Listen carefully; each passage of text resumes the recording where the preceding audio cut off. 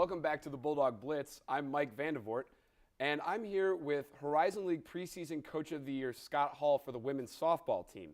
Thanks for coming on the show today, Coach. Thanks for having me. Hey, anytime. So what have you guys seen this year that's a little bit different than last year in terms of the team makeup and aspects that you're looking for the year, or highlights that you would see for the year, I guess? Well, last year it was more of getting adjusted to a new coaching staff, what our expectations were for the players in the preseason, during the season, things like that. This year, it's kind of just coming right back in and putting on that old hat. We know what to expect. We know what we've got to get done, and just getting back at it. All right. So what would you say this year's team's biggest strength would be? Experience. Experience? Yeah. We return a lot of kids who've played a lot of college softball, and that's always a great thing as a coach. So we're really relying on them heavily to bring along the underclassmen, get them adjusted to college softball. But more importantly, hopefully our mental approach to the game is a lot more mature this year. So we're just really dialed in right now, trying to get the kinks out before we start into conference play. So what would you say that those kinks are, some of your weaknesses that the team has this year? Well, it's frustrating from a coach's side because coming out of the conference tournament last year, we were playing so well. And then you get the long layoff, you get the new kids coming in, you kind of got to reacquaint yourself a little bit. And then we live in Indiana. The weather's awful. So just getting back in the swing of things. It's tough not to come out and pick up right where you left off. And that's something as a coach that's frustrating, but it's part of the game. So right now it's just getting our confidence back, playing as a team, and getting used to being outside. When it's cold, you got to deal with it, right? Absolutely. So you guys have already played 2 games, correct? And both of those were losses, but only by 1 run. So what is your strategy as a coach for those kind of games where it's really close like that? What things are you trying to get the girls to do better, or things that you can do better to help in those situations? Well, I mean, obviously the scorebook says 1 run, but we can look at other stats and say, we really got beat in this area. Strikeouts were huge for us. We faced a very good pitcher in Lipscomb. She beat us last year as well. But I didn't think we swung the bats very well. We weren't very aggressive. We weren't very confident. And that goes along with being our first time out, first road trip, a lot of distractions, things like that. So for us, I think it's just our confidence at the plate, our aggressiveness at the plate. And, I made a comment to the kids. We didn't work all fall and winter. We didn't work on walking. We worked on hitting. And that's something that we need to take to the plate, a better approach at the plate. So you think that you'll be able to get through these growing pains fairly quickly, or do you see that it could be a persistent problem, or do you think that you'll be able to get through them pretty quick? No, the kids' work ethic just proves to me that we'll get back on track, and that's part of playing sports.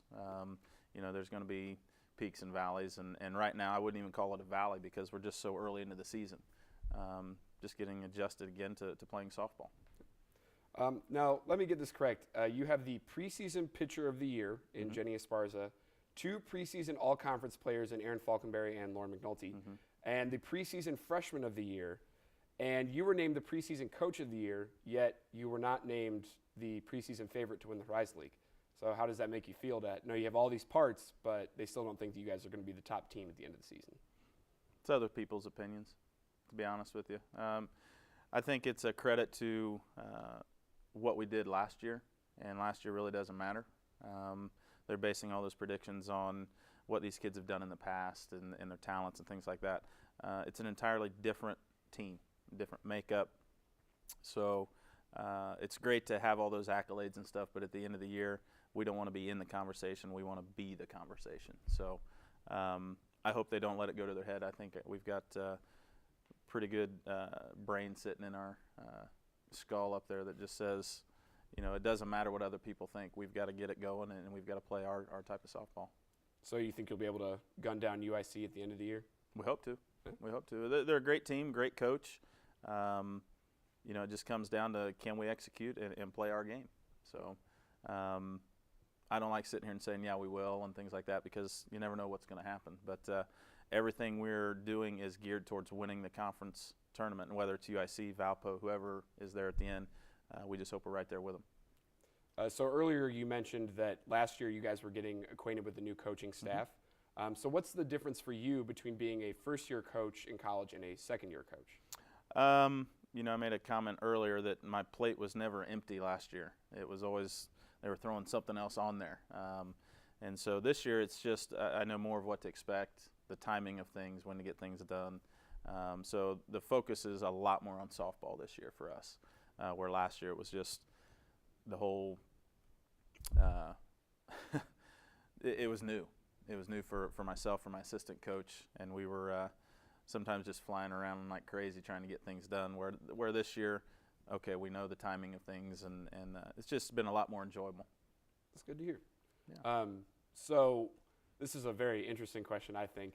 So what does it feel like to be a male coach in a female-dominated sport and being surrounded by all these girls all the time? Do you feel like you kind of miss that male companionship a little bit, or? Well, I have a male dog at home. I have a wife and 2 daughters, so I don't get away from it. It's actually a real joy. There's a difference between coaching males and females. One of the sayings I heard a long time ago, and this just kind of goes with the female mindset, and it's so true that girls need to feel good to play good, guys need to play good to feel good. And that's something that I struggle with as a coach, being a male myself and playing male sports. I really don't care how my day went. I want to go out and play hard, and I feel good when I play well. So many other outside things play into a female's mind that you really got to build them up, get their confidence up, and then they'll go out and play well. So it's just a different mindset. But I think girls really appreciate things a little more than guys do, and that's just from my experience. I could be completely wrong on this, but I've coached females since I was 19, so I've been around it a lot, learned a lot. I was pretty young and insecure and immature in a lot of cases before, but it's always a process, and I'll continue to learn, but I really enjoy being around them. It's a lot of fun. So you said that you've been coaching girls since you were 19, so how did you get your start in coaching? Well, I really enjoyed volleyball in high school. A friend of mine was a substitute teacher, and he's now an assistant coach at Ball State in men's volleyball, but needed some extra cash in college, and he offered me a chance to coach volleyball. And from then on, I coached volleyball for about 12 years at the varsity level in high school. And when I finally got my teaching degree and got a teaching job, I was coaching volleyball and softball. So are there any things that you notice spanning those sports, because volleyball and softball are obviously 2 very different sports.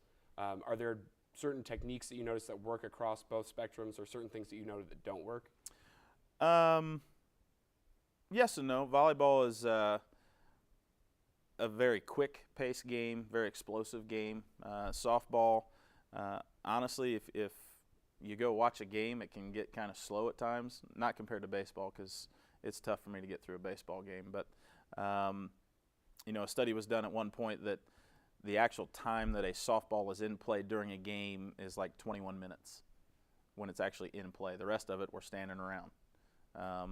So you've got to be mentally prepared and physically prepared for those few seconds that the ball's in play, where volleyball, it's continually in play. So the training's a little different, but again, you're dealing with female and female sports, and so motivation tactics and things like that, they're all about the same. Sure you didn't study psychology over at Ball State instead of education? No. No, I did not. So I know you coached high school softball, one of the top coaches in Indiana high school softball. So what's the difference that you've noticed mostly between the high school level and the college level now that you're in your second season here? Well, high school, you were dealing with middle schoolers coming into your program who've been coached by mom, dad, uncle, whoever, and trying to just teach mechanics, proper mechanics to the younger kids, and hopefully by the time they were a senior, that they were better skilled in the sport. Coming into Division I softball, most all these kids have pretty good skills. Not saying that the proper skills are the skills that we would teach or how we would teach them. So it's been more of an adjustment of coaching the sport and not necessarily all of the simple mechanics that you're teaching the younger kids. Not saying we have to make changes or adjustments, but you can focus more on the upper level stages of softball rather than the basic mechanics of how to throw and catch a ground ball and hit and things like that.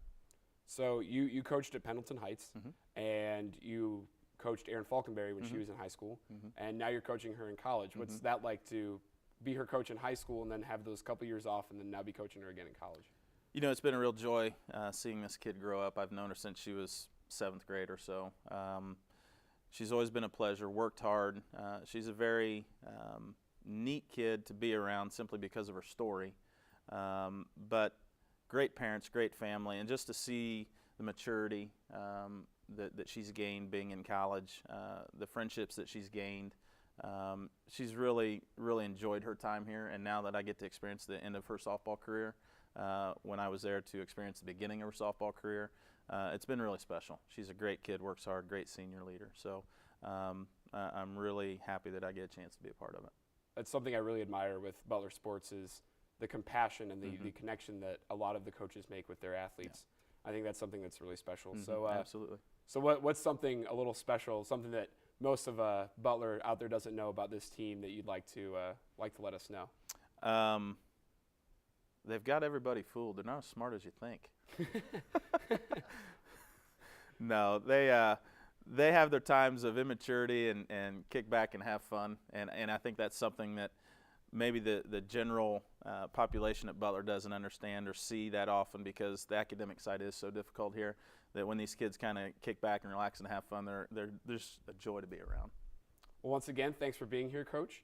And thanks for watching the Bulldog Blitz. We hope you tune in next week. I'm Mike Vandevoort.